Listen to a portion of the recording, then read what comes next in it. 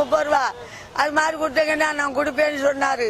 சரின்னு சொல்லி நான் 500 ரூபா நான் வசூல் பண்ணி வச்சிருந்தேன்.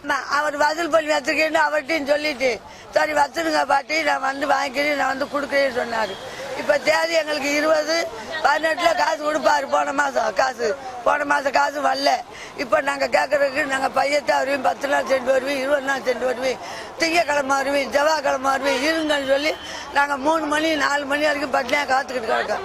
காசு கொடுக்க வர்றாருல எங்களுக்கு இந்த ஆளு வேணாம் வேற ஆளை மாத்தி போடணும். இல்லாட்டி நேரடியாக எங்களுக்கு இதுல பேங்க்ல அட்டன் பண்ணி விடணும். சாலையை மறியல் பண்ணோம்.